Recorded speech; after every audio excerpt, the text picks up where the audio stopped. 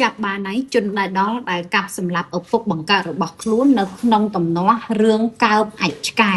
ជនដែលដល់រូបនេះគឺមានឈ្មោះថាអៀងអំណត់ភេទប្រុសអាយុ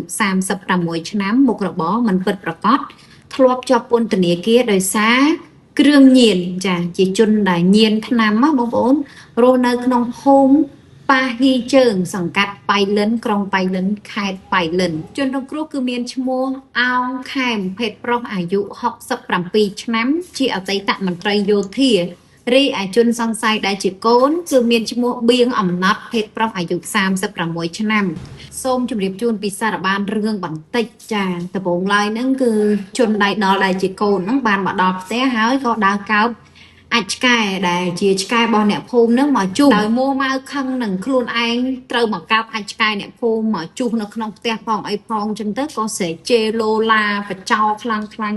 លឺដល់ផ្ទះគេផ្ទះឯងអញ្ចឹងទៅហើយឪពុកគាត់កំពុងតែឈឺគាត់ក៏និយាយស្រួលមួយកូនទេនិយាយស្រួលថាខ្លួនឯងកុំស្រែកជេរគេជេរឯងអញ្ចឹងនឹងឲ្យពុកកំពុងតែឈឺផងស្រាប់តែកូននឹងជេរទាំងពុកទៀតឪពុកខឹងរឿងកូនហ៊ានជេរគាត់ណាគាត់ស្ទុះមកទាំងឈឺផ្ទះក៏ភ្លៀងកូនចាផ្ទះម្ដាយហើយកូនហ្នឹងគឺផ្ទះឪពុកម្ដាយវិញចាផ្ទះមកកំភ្លៀងគឺមកចំហឹងមនុស្សចាស់ទៅលើឪពុកឪពុករបស់គាត់គឺដួលទៅលើដីយកហ្មងរួចហើយនេះជនដៃដល់ហ្នឹងក៏ទៅទាញយកចប់កាប់វាយទៅលើឪពុកម្ដាលឲ្យត្រូវថ្ងាស់នៅខាងមុខហ្នឹងមកផ្លែចោលមុតស្រួចរបួសខ្ទង់ច្រមុះរយៈប្រហែលជា8សង់ទីម៉ែត្រនៅលើករបស់ជនរងគ្រោះដែលជាឪពុកក៏មានស្នាមរបួសផងដែរភ្លាមគឺគ្រួសារក៏បានបញ្ជូនជនរងគ្រោះទៅមន្ទីរពេទ្យបង្អែកខេត្តប៉ៃលិនក៏ប៉ុន្តែมันអាចជួយសង្គ្រោះបានទេព្រោះថាជនរងគ្រោះគឺគាត់បានស្លាប់បាត់ទៅហើយ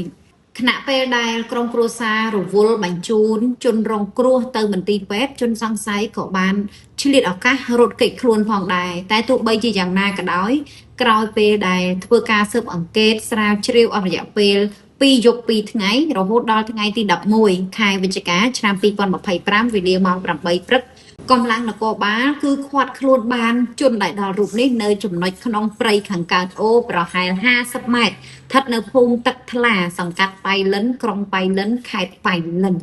ចាអញ្ចឹងសូមបញ្ជាក់ថាហេតុការណ៍គឺកើតឡើងនៅក្នុងថ្ងៃទី8ខែ